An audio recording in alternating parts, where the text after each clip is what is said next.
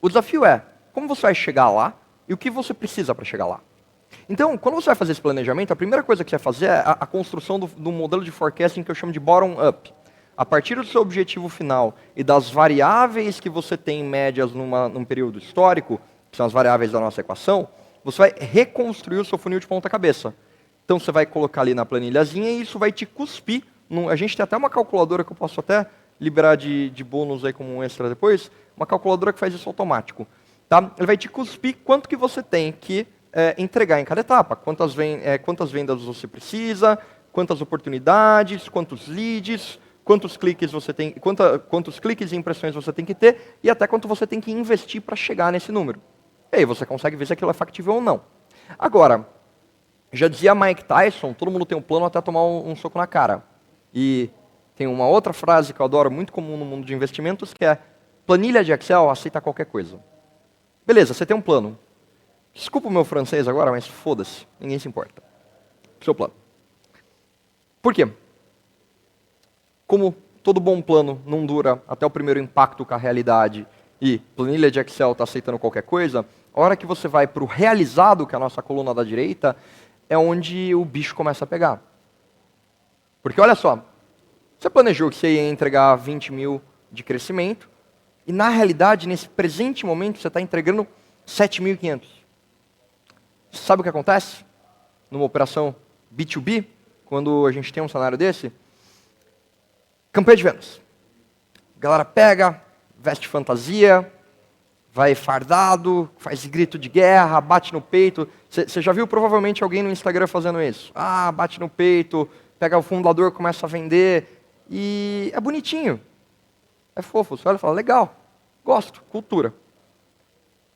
Embora seja bacana, eventualmente não é o mais efetivo. Por quê? Olha as variáveis da nossa equação. O ticket médio está estável. Minha taxa de conversão no fundo do meu funil, minha taxa de fechamento, meus closers, eles estão operando como eu previa.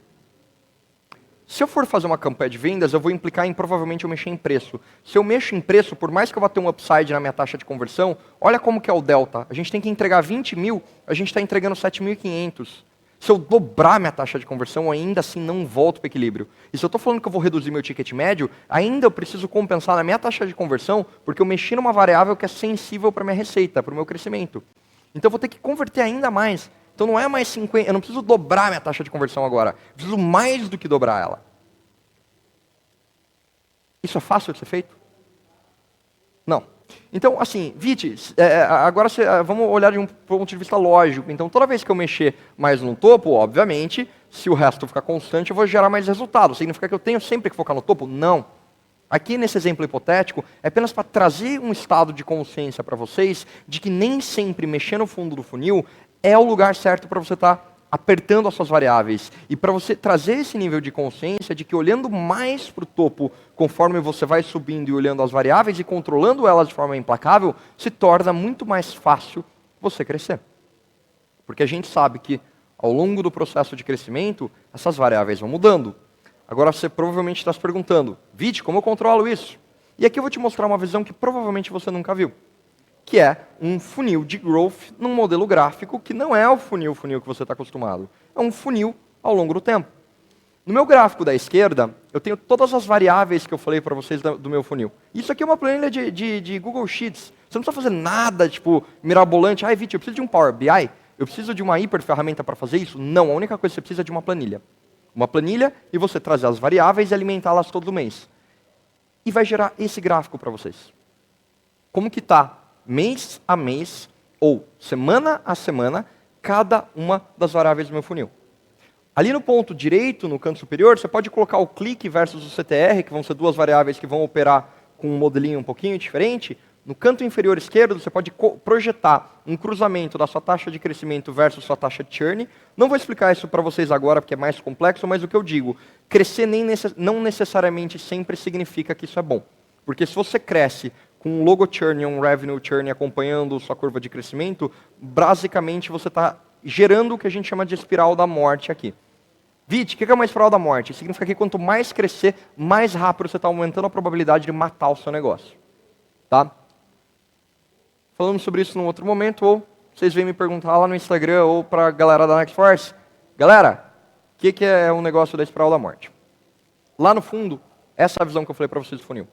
Ali você vai ter seus leads, suas oportunidades, suas vendas, seu ticket médio. Vide, o que eu faço com isso, do ponto de vista de análise?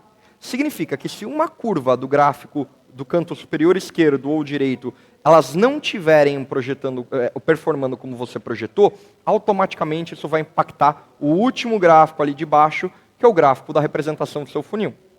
Então, quando você olha e fala, eu mexi na minha taxa de qualificação, estou gerando mais reuniões, você vai olhar os dois gráficos juntos. Pô, eu melhorei minha taxa de qualificação, aumentou meu número de reuniões. O que está acontecendo com a minha taxa de fechamento? Ela está estável ou ela caiu? Se ela estiver estável, perfeito, acertei. Se ela caiu, significa que você precisa melhorar seu processo de qualificação. Então, você começa a fazer esse jogo, pessoal, de brincar de mexer numa alavanca e mexer na outra, e isso aqui é o que faz com que o crescimento, que antes era algo tão abstrato e tão difícil de ser tangibilizado do ponto de vista de, cara, como eu faço, fica fácil. Porque a gente na Nextforce, a gente atende empresas, de novo, e a gente não fala isso para se gabar, mas é um fato, a gente entende empresas ao redor do mundo, e quando a gente começou, a gente achava que cada uma delas ia ser assim, muito diferente, ou que o mercado brasileiro ia ter uma deficiência muito específica que não se aplica no restante. E não é verdade. Todas as empresas têm esse mesmo desafio que vocês estão vendo agora. Então, o que vocês estão vendo na sua tela nesse momento já é um puta de uma alavanca para colocar vocês na frente dos seus concorrentes. Porque uma vez que vocês entendem onde está o problema e vocês têm um mecanismo de controle de onde está o problema, é fácil de resolver. Porque você não precisa ser expert em nada do que eu estou mostrando aqui. Você só precisa saber onde eu tenho que mexer. E é essa falta de clareza, quando eu falo de estratégia, que os negócios e os profissionais têm, que impedem com que eles tenham controle sobre o destino do crescimento do negócio. Se você tem isso, você não precisa ser um gênio, você não precisa ser expert em digital, você não precisa nem saber marketing digital. Você não precisa nem saber o que é growth. Você só precisa saber onde está o problema, como eu resolvo. O como eu resolvo, você sabe quem você vai ter que buscar. Se é problema de taxa de fechamento em vendas, beleza. Ou é um problema de produto ou é um problema do meu vendedor. Se é qualificação de lead, ou o problema e o vendedor pode ser preço também. Qualificação de lead, cara, ou o problema está no lead ou está no meu SDR. Número de leads, ou está na minha mídia, ou na minha estratégia de mídia, ou na forma que eu estou posicionando minhas landing pages. Fica fácil. E essa é a mágica da coisa. É desmistificar o que as pessoas vendem como algo complexo, e o que eu estou mostrando para vocês aqui é hiper simples. O difícil só é ter esse controle. Se você consegue, acabou. Você zerou o jogo. Ou no mínimo, você tem um jogo muito mais fácil para você jogar. E no final do dia, isso é estratégia. Não é você ter a melhor composição para você entrar em campo, mas é você ter um plano e você ter variáveis a seu favor que maximizem a sua chance de ter sucesso. Isso é estratégia. E como que isso se amarra com a metodologia que a gente falou tanto aqui na Nextforce, gente? A gente falou que são 7 pilares, o sétimo é o núcleozinho que vocês estão vendo no meio. Está vendo aquela logotipo escrito Nextforce? Esse é o sétimo pilar. Porque o que a gente ajuda negócios a destravarem com esse método nosso do Exponential Growth é como criar a estratégia certa para o mercado certo. Qual conjunto de tecnologias que eu preciso definir para eu conseguir de fato chegar no meu objetivo? Quais os processos e pessoas e canais que eu preciso estar fazendo o deploy para que tudo isso se converse e se retroalimente. E por fim tudo isso gera inteligência. Pensa no seguinte. Se você está indo para eu gosto do exemplo militar porque para mim ele traduz muito bem na prática o que é a realidade no mercado. Se você tem uma boa estratégia, mas você não tem um armamento correto, sua chance de ganhar a guerra é pior. Você tem menos chances. Se você tem uma boa estratégia, bons armamentos, e você tem um time foda, só que você não tem um processo coordenando as pessoas, a sua chance de ganhar a guerra é menor.